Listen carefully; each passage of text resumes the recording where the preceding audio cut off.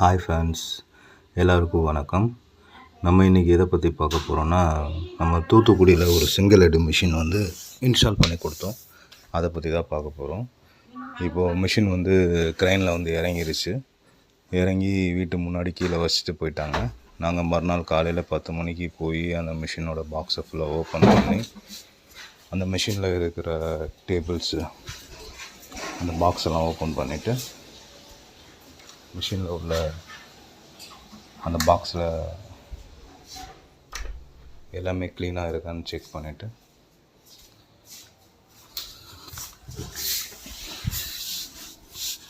பாக்ஸை ஓப்பன் பண்ணிகிட்ருக்கோம்.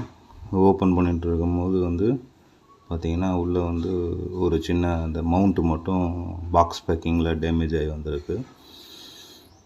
ஸோ அந்த பீஸை மட்டும் பார்த்திங்க அப்படின்னா இந்த இருக்குல்ல அந்த மவுண்ட்டு மட்டும்தான், அந்த ஒரு பீஸ் மட்டும் நம்ம கஸ்டமருக்கு ரீப்ளேஸ் பண்ணி கொடுத்துட்டோம். ஸோ இப்போ வேறு எதுவும் டேமேஜ் இருக்கான்னு பார்த்தா எல்லாமே பர்ஃபெக்டாக வந்திருக்கு. டேரெக்டாக சைனாலேருந்து நம்ம இம்போர்ட் பண்ணி கொடுக்குறோம். ஒவ்வொரு மிஷினும் வந்து பார்த்திங்கன்னா 1 இயர் சர்வீஸ் கேரண்டி கொடுக்குறோம்.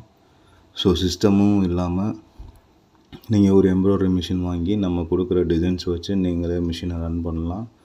ஸோ கஸ்டமருக்கு ரொம்ப ஒரு சாட்டிஸ்ஃபேக்ஷனாக இருந்துச்சு. இது என்னென்னா, ஆக்சுவலாக ஃபஸ்ட் ஃப்ளோரு மிஷினை கீழே இறக்கி வச்சுட்டு போயிட்டாங்க. இப்போ இந்த ஃபஸ்ட் ஃப்ளோர் வரைக்கும் இந்த மிஷினை தூக்கிட்டு போகணும்.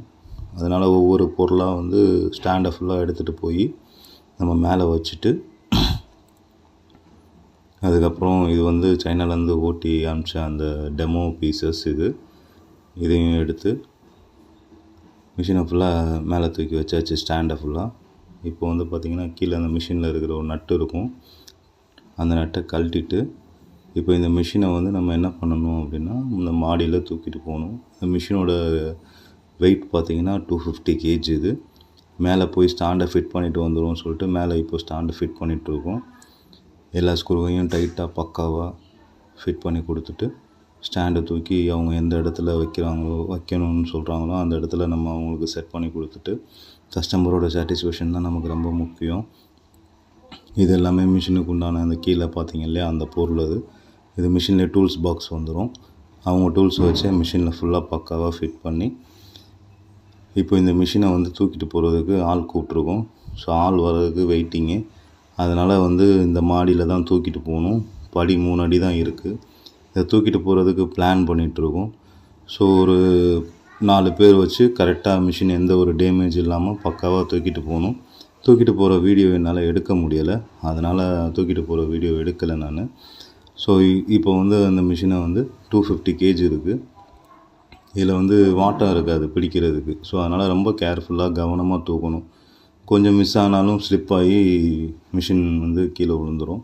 ஸோ அதனால் பக்காவாக பிளான் பண்ணி இந்த மாடியில் அந்த 3 அடி படியில் இந்த மிஷினை எப்படி நம்ம மேலே தூக்கிட்டு போகிறோன்றதை நீங்கள் வந்து பாருங்கள்.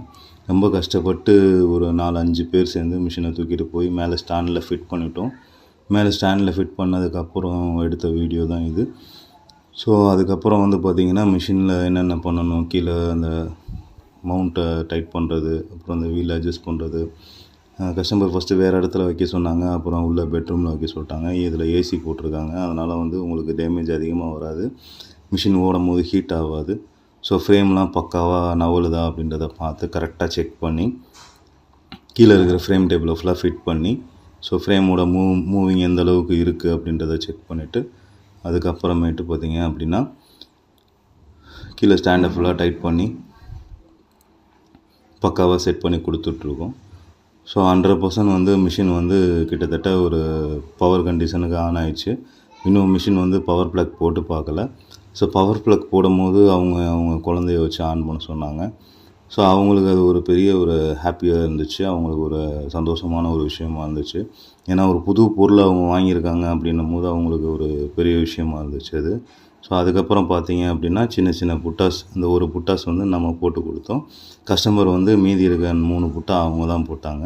ஸோ அதே மாதிரி அவங்க அந்த சிங்கிள் கலரில் போட சொல்லி கொடுத்தது எல்லாமே அவங்களுக்கு ஈஸியாக ரொம்ப புரிஞ்சிருச்சு. ஒரு ஃபோன் யூஸ் பண்ணுற மாதிரி தான் இருக்குதுன்னு சொல்லி அவங்க ரொம்ப ஹாப்பியாக இருந்தாங்க. அவங்க நல்லபடியாக வெற்றிகரமாக அந்த தொழில் செய்கிற